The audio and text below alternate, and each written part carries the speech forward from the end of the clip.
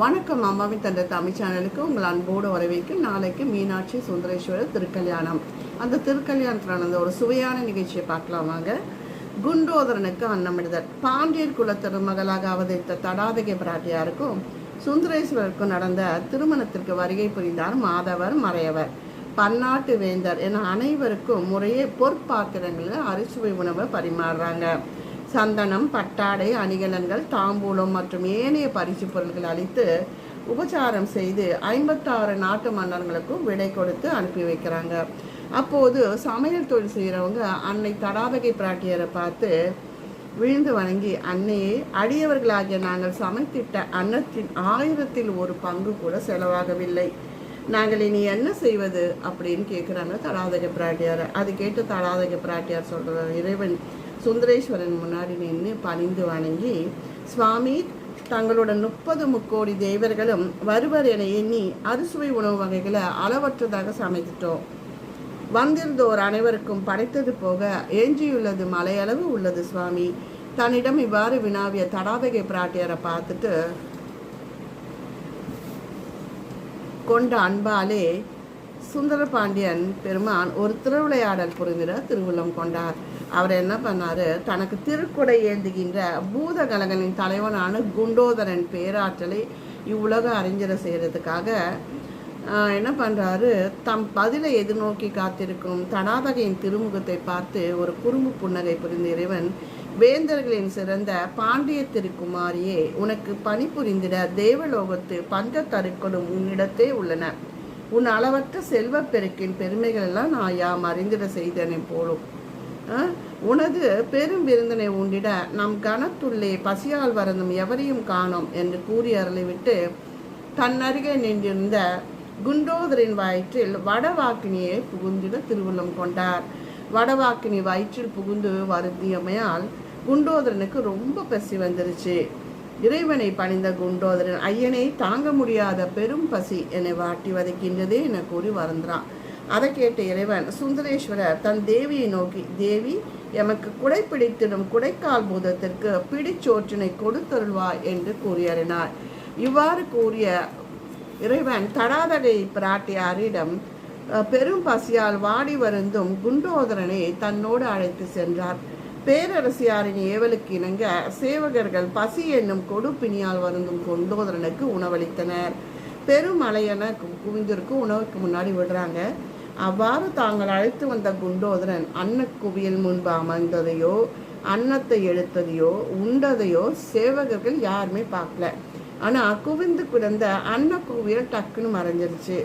குண்டோதரன் உண்டதை நின்று பார்த்து கொண்டிருந்த பெண்டீர் எல்லாம் என்ன பண்ணாங்க, தன் கைகளை நெரித்து கொண்டு ஆஹா அப்படின்னு வியப்பை காட்டுறாங்க. சிலர் பயத்தால் விரிண்டு ஓடுறாங்க. சிலர் தம் கண்களை தம் 2 கைகளால் பொத்தி கொண்டனர். தனக்கு படைக்கப்பட்ட காய்கறி, நெய், பால், தயிர், தேன் என அனைத்து வகையும் தின்று தீர்த்தான். அப்போதும் பெரும் பசி அவனுக்கு அடங்கவில்லை. அது மட்டும் இல்லாமல் சமைக்காத அரிசி, நவதானியங்கள், வேகாத காய், பல வகையான பழங்கள், பணியாரங்கள், கரும்புகள், தேங்காய்கள் போன்றவற்றை தன் 2 கைகளால் வாரி வாரி எடுத்து தன் பெரும் வயிற்றிலே அடைத்து கொண்டே இருந்தான். இந்த நிகழ்ச்சியை பார்த்த தடாதகை பிராட்டியாரும் வியந்தார். தன் நாயகர் ஆகிய இறைவன் சோமசுந்தரிடம் சென்று வெக்கப்பட்டுட்டு தடாதகை பிராட்டியார் நின்றார். தடாதகை பிராட்டியாரை நிலையை உணர்ந்த சோமசுந்தரேஸ்வரர், தேவி, நான் அனுப்பிய பூதம் மீதி இருந்த உணவு வகைகள் உண்டதா? இன்னும் மீதம் உணவு இருக்குமானால் மேலும் சொன்ன பூதங்களை அனுப்பி வைக்கட்டுமான்னு கேட்கிறாரு. அதற்கு பிராட்டியார், சுவாமி, தாங்கள் அனுப்பி வைத்த பூதம் வெந்தது, வேகாதது என அனைத்தையும் உண்டு தீர்த்து விட்டது. இந்நிலையில் தேவீர் மேலும் பூதங்களை அனுப்பினால் இப்பூவுலகில் அப்பூதங்களையே விழுங்கி விடுவார்கள். அதன் பின்னர் தங்களின் யுகாந்த கால உருத்திரர் என்னும் பெயர் உறுதி செய்யப்பட்டுவிடும் அப்படின்றாங்க தாயார் தடாதகையார். அப்போது இறைவன் முன்பாக தனக்குண்டான பெரும் பசி தீ வருத்த குண்டோதரன் இறைவன் முன்பாக வந்து, இறைவா, வெள்ளியம்பத்தில் திரும்ப நடனம் புரியும் இறைவா, பெரும் மலையென குவிந்திருந்த அன்னத்தினை உண்டும் என் பெரும் பசி தீரவில்லை இறைவா, நான் என்ன செய்வது எனக்கு புரியவில்லை என்று அழுது புலம்பினான் குண்டோதரன்.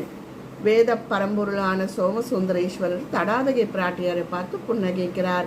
பின் பெரும் பசிப்பினியால் அவதிப்படும் தன் பூதகணமான குண்டோதரன் பொருட்டு தன் சக்தியான அன்னபூர்ணியை நினைத்தருளினார். இவ்வாறு இறைவன் நினைத்தருளியும் 4 திசைகளிலும் இருந்து தயிர் கடலானது பூமியை கிழித்து கொண்டு ஊற்றெடுத்து பெருகியது போல 4 பெருக்குழிகள் தோன்றின. அங்கிருந்து மிகுந்த சுவையான தயிர் எண்ணம் பொங்கிற்று. அப்போது சோமசுந்தர பெருமான் குண்டோதராவை பார்த்து, குண்டோதரா, உன் பெரும் பசி தீர்க்கும் இவ்வன்னத்தை உண்பாய் அப்படின்றாரு. உடனே 4 அன்னக்குழிகளிலிருந்து பொங்கி வந்த தயிர் எண்ணத்தை வாரி வாரி உண்டான். இறைவனின் பெருங்கருணையால் தன்னை வருத்திய பெரும் பசி தீர்ந்தது. குண்டோதரன் உடம்பெல்லாம் வயிறாக பருத்து தரையில் விழுந்து மூச்சு விட முடியாமல் இருந்தான்.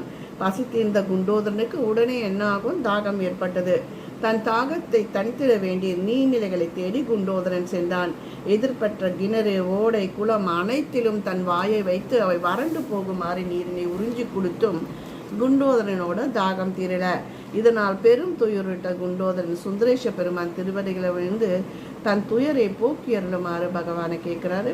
குண்டோதரன் பெரும் துயரை கண்ட இறைவன் தன் திருமுடியில் துளங்கிடும் கங்கா தேவியை நோக்கி, கங்கா, இம்மதுரையம்பதியின் புறத்தே ஒரு நதியாக பெருத்தெடுத்து விரைவாக நீ வருவாய் என ஆணையிடுறாரு.